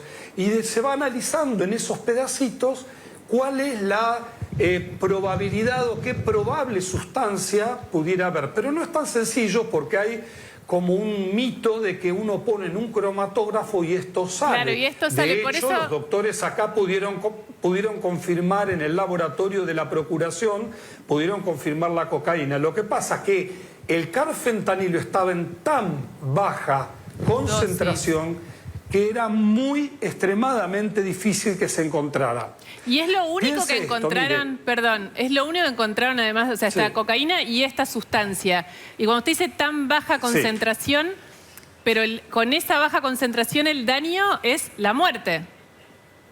Es la muerte. ¿Por qué le explico? Mire, usted piense que la dosis letal del fentanilo, no del carfentanil, que es una estructura que es de la misma familia. Usted tiene muchos fentanilos, tiene acetilfentanil, acrifentanil, bueno, todos nombres un poco raros, pero digamos que la idea es que hay varios. El fentanilo con 3 miligramos, 3, produce la muerte, o sea, las 1000 partes del gramo. En este caso tenemos que prácticamente estamos en el orden del 1.000.000 de partes del gramo para el carfentanil. O sea, tiene 1.000.000, sí. No, es para darle una idea del grado que estamos hablando. Ahora, si usted piensa que una persona, digamos, que consume cocaína, por lo menos hizo una línea de 200 miligramos, usted piense que el nivel que tiene que estar este compuesto, o sea, está en niveles extremadamente bajos. Y es la primera vez, obviamente, que se da en nuestro país, en el Uruguay. También yo tengo colegas, estuvimos conversando también, nunca, no se encontró tampoco. Esto vino de Estados Unidos. ¿Hay posibilidades de que el que hace esto no sepa lo que está haciendo cuando lo mezcla? Eso es muy difícil de contestarlo porque, digamos, se pone algo que hay que ver si la persona tenía o no conocimiento. Yo desconozco. Pero le hago una pregunta, por ejemplo. ¿Cómo fue el modus operandi? Si, digamos, manipular esa sustancia que usted describe, que con una milésima parte mata, solo manipularla para mezclarla, ¿puede matar a una persona o no? Sí, totalmente, tiene hecho. razón. Es extremadamente peligroso. Hay un colega norteamericano que en un... Sí. Dígame. Sí, que en un congreso mundial explicaba esto, que él cuando tuvo que hacer los cadáveres, por ejemplo, tenían que ir con protecciones especiales, porque esto inclusive hasta por la piel se puede absorber. Por eso hay que ver cómo fue el modus operandi de esto, pero piense que una muy pequeñísima cantidad, como les estaba expresando, significa la muerte, ¿no? Y bueno, esto Doctor, se pudo... Les pido un segundito que le quiero sumar a Florencia Arieto, es abogada penalista, experta en temas de seguridad y muy involucrada en todo lo que tiene que ver con los temas de narcotráfico, para sumarla con una pregunta. Florencia, buenas noches. ¿Qué tal? ¿Esto qué es? ¿Qué está pasando? No sé, quería preguntarle por ahí al doctor si es posible que alguien lo haya intentado fabricar o cocinar o Si se en puede algún hacer en laboratorio clandestino y está tratando de promover algo más barato que importar el fentanilo para el corte. ¿Pues posible eso, doctor? Mire, yo estimo que no es tan sencillo, porque la estructura base, que se llama 4-ANPP, que es el precursor, es una, digamos, como una cadenita, una estructura química, que es la base, que después de ahí usted le va haciendo modificaciones a esa estructura, le va poniendo distintas cositas, y eso pasa a ser el nombre de fentanil, furanilfentanil, carfentanil, depende qué le ponga. Eso generalmente se hace en laboratorios, según mis conocimientos, en Europa, en Bélgica, Holanda, en Lituania, en otros países. En general lo que acá se llama cocina, en realidad son los fraccionamientos. Yo estimo que va a depender eso, lo que después el director con sus equipos hagan la investigación correspondiente criminológica, como para ver si la cantidad, luego de que se siga profundizando estos estudios, si hay, por ejemplo, subproductos. Es decir, si usted tiene muchos productos que no reaccionaron, es evidente que se hizo en un laboratorio, digamos, de menos complejidad, más casero. Claro. En cambio, si usted tiene una estructura como un carfentanilo y no tiene otro tipo de componentes, es muy probable que eso ya venga, digamos, de países más avanzados. Claro, porque esa es la pregunta del millón, ¿no? Si esto, lo que decías vos, Florencia, recién, si esto se pudo haber producido acá, si esto puede ser un ensayo de algo producido acá. Sí, que en realidad es una de las hipótesis, obviamente, no la hipótesis del discurso oficial, que ya vimos que entre las peleas de los ministros y el ministro de Seguridad de la provincia diciendo cualquier cosa ayer sobre una investigación privada de un médico de otro canal. Sí, fue increíble. Digo, para la gente que por ahí no lo sabe, el ministro de Seguridad de la provincia de Buenos Aires salió a avalar una información periodística de un estudio privado que se había hecho, no se sabe bien de dónde habían sacado la muestra, de otra sustancia. Y él dijo, sí, esa es la que va a ser. Bueno, no, resultó que es esta, que es una gigantesca llamada de atención. Sí. Por eso, y digamos, con una irresponsabilidad total, a mí me parece que, digamos, en la situación que está la provincia, después si querés tocamos un poco el tema, cómo impacta una cocina o el narcomenudeo en las villas y en los barrios del conurbano, en San Martín específicamente, pero lo que vemos acá, por lo menos una de las hipótesis, que no es la hipótesis oficial ni la que está trascendiendo, sino lo que pude recabar de mis fuentes, es que están analizando si en el marco del COVID, como se flexibilizaron los controles para importar aparatología, para importar todo lo vinculado a la cura del COVID, incluyendo el fentanilo, porque se usaba en la SUTI como intravenoso, el narco no vio la beta, porque el narco lo que nosotros tenemos que pensar que es una compañía ilegal que está todo el tiempo planificando cómo maximizar ganancias, ¿no? Entonces digo, no colaron un laboratorio, que es mucho más barato colar un laboratorio para tratar de intentar producir acá una droga de este tipo, que importar el fentanilo, que es mucho más caro. Y aparte no tiene sentido por lo caro y por las dosis muy baratas que se vendían, que sea mezclado el fentanilo, que es un opioide natural, lo que decía el doctor. Lo que estamos hablando, este es artificial. Esto es químico. O sea, es una de las hipótesis. No sé si vos y es muy caro, sabés. sí, es muy caro, Eso, ¿no? El fentanilo sé si sí. Pero el carfentanilo, los doctores, no sé si alguno de los dos tiene esa información, ¿es caro? Yo desconozco el valor que tiene, pero sí piense usted que una pequeña cantidad de miligramos significa realizar muchísimas dosis. Estamos hablando de que usted puede traer hasta en un sobre, lo puede traer desde el exterior con un sobre. Va a pesar más el sobre. Vamos a suponer que usted trajera, como pasó una vez acá en Argentina hace unos años, que vino metexetamina también, y yo hice el cálculo. En esa época estaba el Cedronar asesorando, digamos, y le calculamos que se podía hacer 3.000 dosis, y esto estamos hablando de algo muchísimo más potente, digamos, y de una concentración que se requiere muchísimo menos. Así que esto por ahí, piense que un sobre va a pesar más de lo que puede tener un gramo, por ejemplo, y cuánto con un gramo, qué cantidad de dosis podríamos hacer de fentanilo, digamos, de droga contaminada con fentanilo. Pero esto no es la primera vez. En Estados Unidos y en Europa hubo una intoxicación masiva, que de hecho el NIH, el Instituto de Estados Unidos, decretó la emergencia sanitaria en los Estados Unidos por la cantidad de muertos que había habido en el año 2015. Y ahora se están sustituyendo por otro tipo que son como los fentanilos, pero no son de la familia, llamados tonitacenos, derivados de otro grupo químico, o brorfina, que es lo que se está en Estados Unidos sustituyendo en este momento. No sería nada raro que en algún momento pudiera venir, en vez de venir con carfentanil, pudieran venir con otro tipo de opio mimético. No sé si se entiende. Sí, se entiende. La verdad, eso no, es decir, para lo complejo que con es una esto. sustancia... Sí. Es complejísimo, pero se entiende, muy complejo. se entiende clarísimo. Les hago la última pregunta. Yo creo que...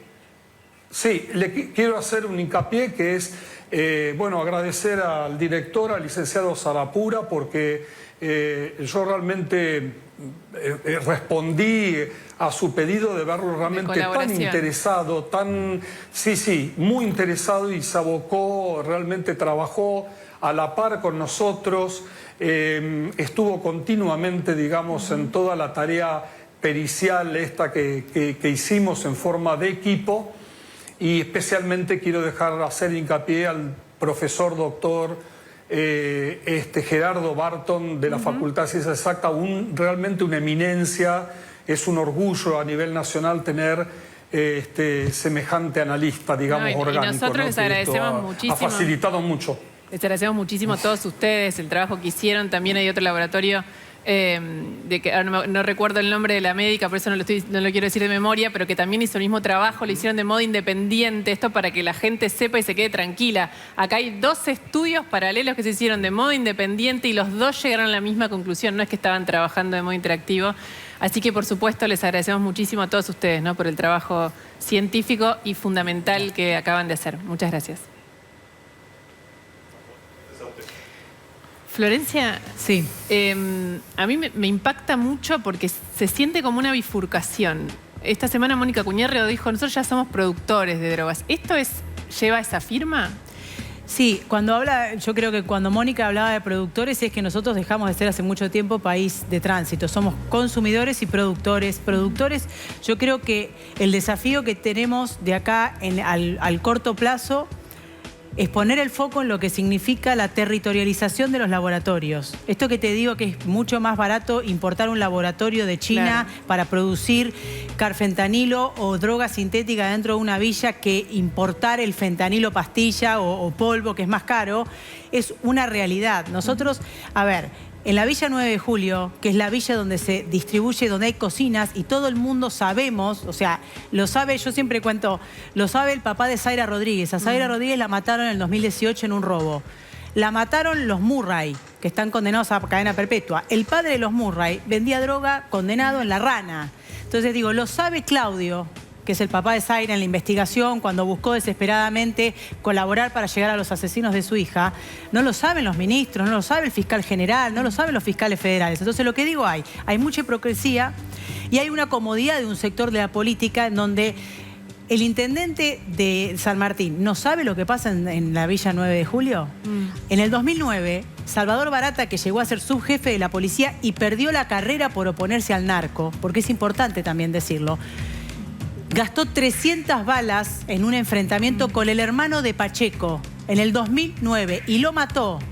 12 años después detienen al hermano de Pacheco, que es el heredero, por decir de alguna manera, territorial de Mameluco, hace 3 meses. ¿Qué pasó en esos 12 años? Florencia, discúlpame. Entonces, lo que digo es muy complejo, pero poco comprometido. Que la política lo sabe. ¿No sabe cómo abordarlo o hay algo más? ¿O vos creés que hay algún tipo de...? No, hay connivencia. Hay una parte que es connivencia. A ver, en la policía bonaerense vos tenés un 20% que es corrupto, un 20% que es honesto y un 60% que se acomoda.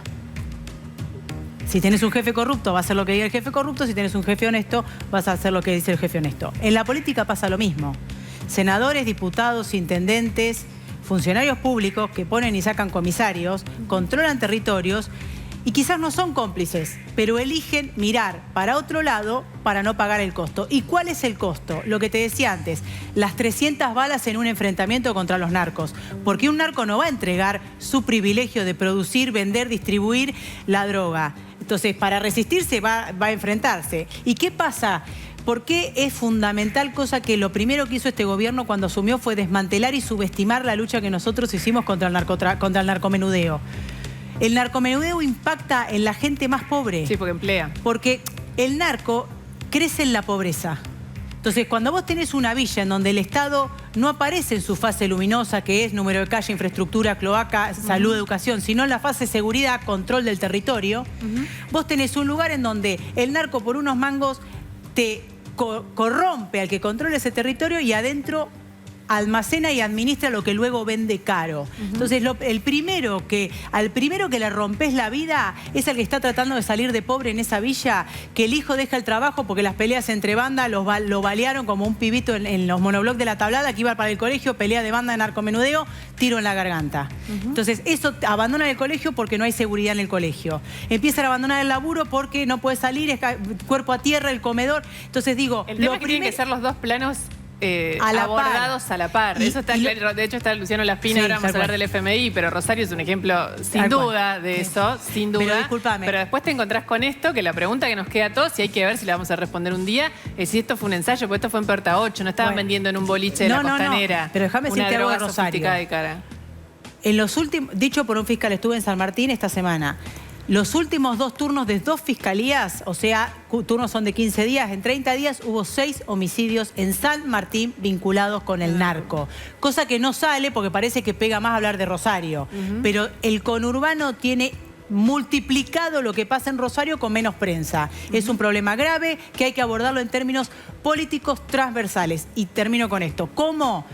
Que el ministro de Seguridad de la provincia, en este caso Buenos Aires, que es mi provincia, sea respaldado por la legislatura. ¿Qué significa? Que quien no está a cargo del gobierno, o sea, la oposición, de alguna manera decide esa línea, porque si no, no hay salida, hay agravamiento. Muchísimas gracias.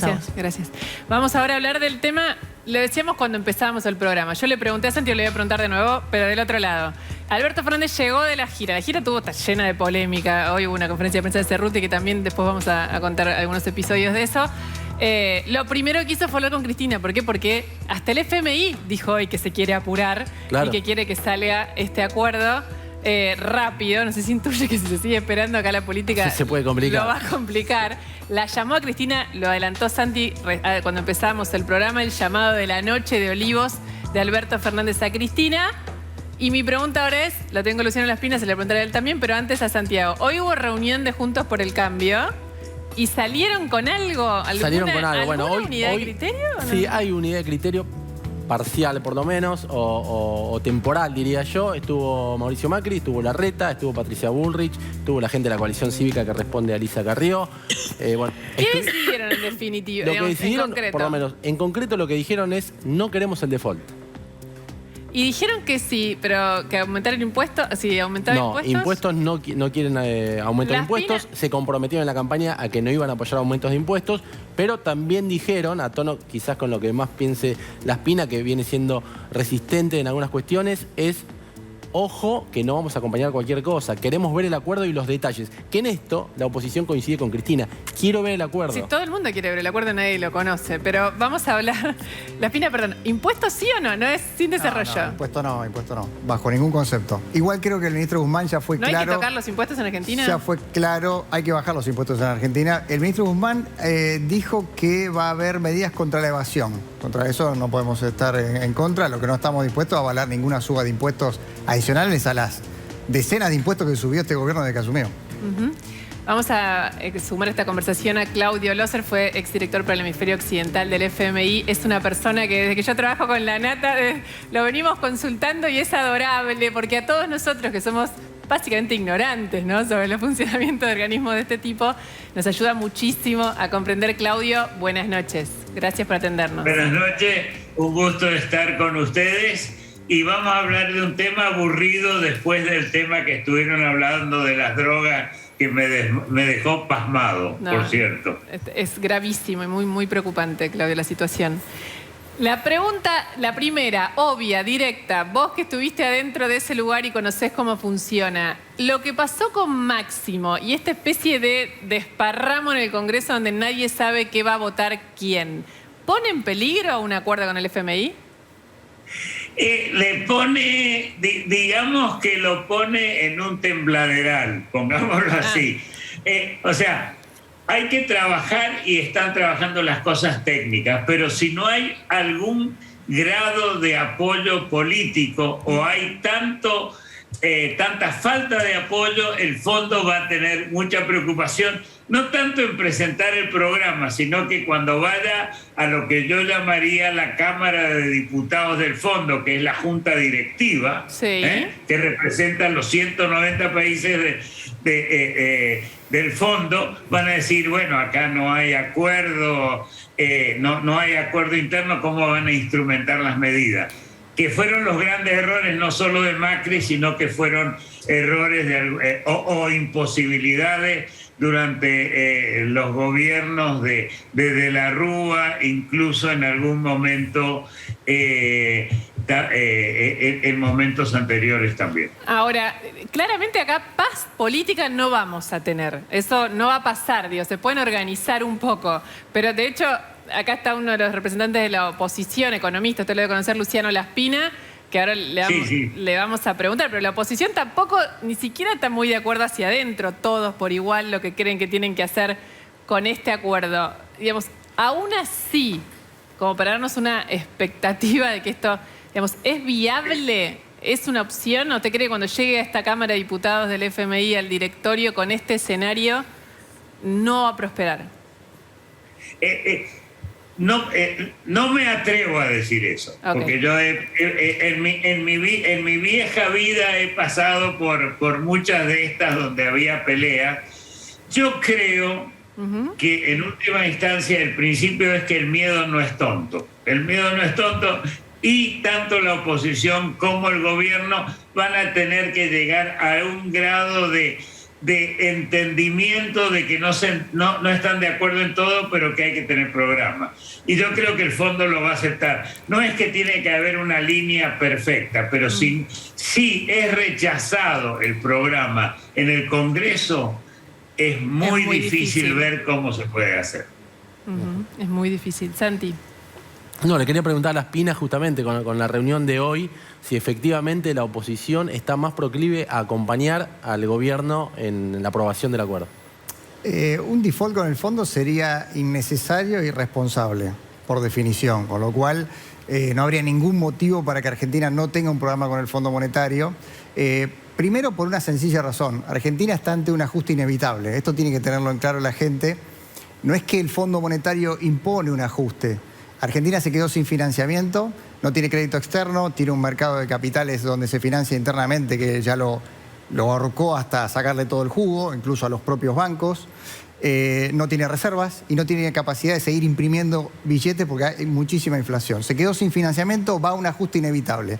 Puede hacerlo de dos formas, de manera desordenada, sin el Fondo Monetario, en default, en una autarquía financiera y un descontrol probablemente cambiario interno, lo puede hacer de manera ordenada y gradual a través del Fondo Monetario. Un camino parecido, si ustedes quieren, al que eligió Mauricio Macri en el año 2018 de manera muy responsable.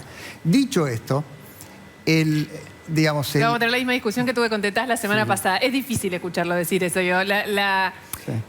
Lo de manera muy responsable con los vencimientos que teníamos este año. Le voy a preguntar a Loser. Loser, ¿usted cree que el acuerdo que hizo Macri con el FMI, con los vencimientos que tenemos para este año que viene, era un buen acuerdo? No, yo no creo que era un buen acuerdo. ¿Por qué? No porque era Macri.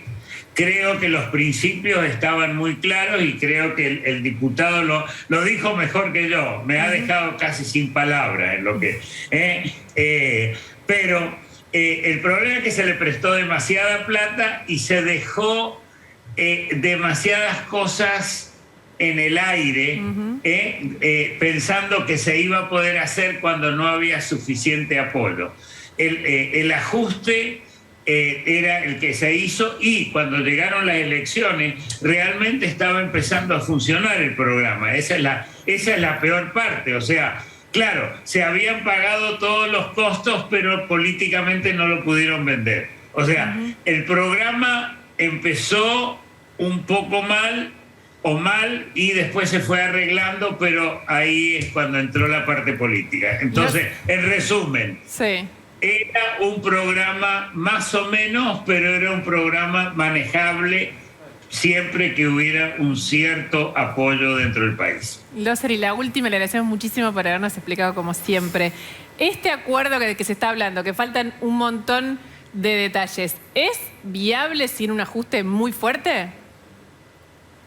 El ajuste lo va a hacer la Argentina, como dijo mi profesor ahí, el ajuste hay que hacerlo de todas maneras. Yo creo que eso de decir que no va a haber ajuste, sino que va a haber corrección y todo eso es puramente un tema de palabras. El ajuste tiene que hacerse, la Argentina no tiene forma de seguir así, no hay plata. Con el fondo algo de plata va a haber, algo de arreglo y algo de apoyo. Sin el fondo la Argentina se queda sola con los argentinos, no importa de qué nivel de ingresos, sufriendo de inflación y sacando la plata a través del dólar blue. Muchísimas gracias, un placer. Muchas gracias. Muchas gracias por tenerme con ustedes, muy amables. Buenas noches. Desde Claudio Loser, venimos hablando con él. Es lo más cerca de una explicación sencilla de un exfuncionario del FMI. Ya venimos con la espina. Mirá, este cortito fue hace un ratito, fue el segundo sorteo del sueldo de Milei. Lo hizo por streaming, en redes. Estuvo Manu Jove ahí. Mirá este adelanto y después vamos a hablar con el ganador. En este momento todos mis seguidores te están viendo. Buena, ¿cómo están? Ahora a TN lo estoy filmando yo. Intercambiamos roles. El sorteo más famoso. Esperen un poco.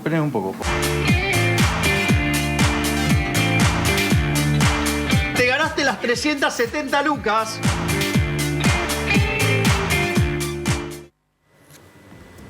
Ahí estaba, y hubo un ganador, un segundo ganador. El primero era un kirchnerista. Claro. ¿Se acuerdan de eso, no? Ahora es militante de Milei. Ahora es un militante de Milei que estaba encantado porque va a ligar el sueldo de diputado nacional. La espina, ¿por sí o por no? Por sí o por no, a ver. ¿Puede ser? Qué difícil, es difícil, a ver. Bueno, son opciones. ¿Cómo califica? La primera justo no es sí o no. Ahora, ¿cómo califica la negociación de Guzmán con el FMI? ¿Muy buena, buena o mala? Mala, absolutamente, pésima. Fueron 2 años, se dedicó a pagar. Puso a la Argentina al final de la negociación sin reservas, sin capacidad de plantear un camino distinto. Creo que además está vendiendo hacia adentro un programa que el propio gobierno no está convencido y que dice que es un mal menor, con lo cual eso ya de por sí condena el programa, digamos, porque una de las cosas que tiene, hoy leí un paper sobre el tema, una de las cosas importantes que tiene un acuerdo con el Fondo Monetario es que justamente recree la confianza en la economía. Si el propio ministro dice que esto es malo, pero es lo único que tenemos que hacer, porque no puede explicarle a su propia coalición de gobierno que está obligado a hacer un ajuste porque hicieron un desparramo fiscal. El primer año producto de la pandemia, el segundo año producto de los revoleos de las múltiples leyes que sacó el kirchnerismo para aumentar el déficit fiscal, por no hablar de las empresas públicas. Somete a la Argentina a hacer un programa de corrección fiscal sin ninguna credibilidad. La segunda, ¿qué metas son más cumplibles? ¿Las de reducción de déficit de Martín Guzmán o la de pagos de Nicolás Dujovne? Bueno, los pagos de Nicolás... Es uno u otro, ¿eh? No, ya te digo, es más difícil la meta de Guzmán. Los pagos de Nicolás Dujovne, este vencimiento, se iba a refinanciar con un nuevo acuerdo. La deuda con el fondo es deuda de largo plazo, a bajísimas tasas de interés, que sirvió para cancelar deuda de corto plazo a altas tasas de interés y evitar un default. Esto tiene que quedar claro. Ahora, uno tiene que hacer un acuerdo. Ese acuerdo, por más que el gobierno lo use como una excusa para culpar del ajuste inevitable, la verdad es que lo único que está solicitando es que Argentina, por una vez en su vida, en su historia, ponga en orden las cuentas públicas. La última. ¿El PRO tiene que dar quórum, sí o no? Yo creo que es responsabilidad del oficialismo primero sentar a todos sus diputados. Acá hay un dilema... Perdón, y si no pasa, claro. Claro, no. Y aparte es como hablar de, no sé, la mujer de un amigo. La realidad es... estamos hablando de ustedes, de este matrimonio que es la oposición. A ver, yo creo fundamentalmente que acá hay 2 responsabilidades muy claras. La responsabilidad del oficialismo, que es la principal porque está conduciendo el país, la responsabilidad de la oposición. Yo creo que la oposición no puede hacer nada para obstaculizar un acuerdo. Tiene que dar quórum.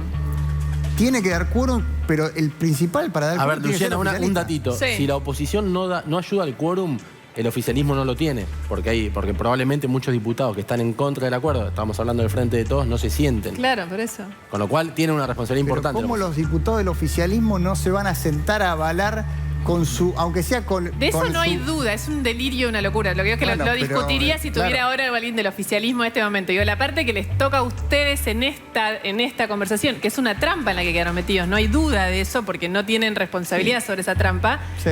No importa, tienen que tomar una decisión. Por eso, la responsabilidad que les toca en esta coyuntura tramposa, pero ajena. yo hoy a esta hora, como legislador, mi responsabilidad es pedirle al oficialismo que dé quórum.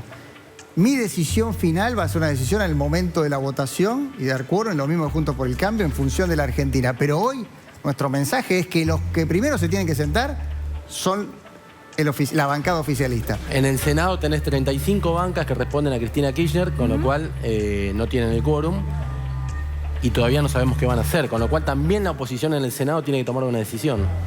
Sí, está claro. El oficialismo se tiene que sentar a dar quórum y la oposición tiene que ayudar a que la ley avance. No es al revés. No es sentar a la oposición y ver, esperar que después se siente el oficialismo. Pero la realidad es como es, no como uno la desea. No, está bien, es pero como digo, confundir deseo con realidad. es tan revesado y tan una locura tan grande lo que estamos viviendo con este gobierno, digamos, ¿no? Que está quebrado en la práctica. O sea, esto es lo que estamos viviendo. Empezamos a ver la ruptura en cámara lenta, que ya empezó con las cartas de Cristina, pero está siguiendo ahora. Con lo cual nosotros no sabemos cómo va a llegar el oficialismo a esa votación. Y hay una cosa que hay que tener claro. El programa va a fracasar al otro día si no hay un oficialismo unido, convencido de que tiene que hacer las cosas que va a escribir en la carta de intención. Entonces, también nos podemos engañar y jugar a, digamos, engañarnos jugando al solitario, sentarnos ahí. Sería una cosa rara, ¿no? Que estemos sentados 116 diputados, 115 diputados de la oposición y esperemos a ver si dan curva el oficialismo para pasar su propia ley, que es del presidente de la Nación. A este sinsentido nos está llevando Máximo Kirchner. Ahora, si vos me preguntás a mí, yo creo que el oficialismo se tiene que sentar primero y sujeto a eso, la oposición tomará una decisión en función de cuál es el grado de cohesión del oficialismo detrás del apoyo al presidente de la Nación. Muchísimas gracias. Ahora sí, a los dos. Muchas gracias por venir. Gracias a ustedes. Camino a la barra, finalmente. Voy a parar. Porque vamos a recibir después de este tape a Manu Jove. Porque Manu Jove fue hoy a esta transmisión por streaming. Segundo sorteo del sueldo de Milei. Mira esto, por favor. En este momento todos mis seguidores te están viendo. Buena, ¿cómo están? O sea, ahora ATN lo estoy filmando yo. Intercambiamos roles. El sorteo más famoso. Esperen un poco. Pagaron los sueldos de diputados y por lo tanto hay sorteo de Javier Milei. El primero fue en Mar del Plata en enero, pero hoy es acá, en el centro porteño.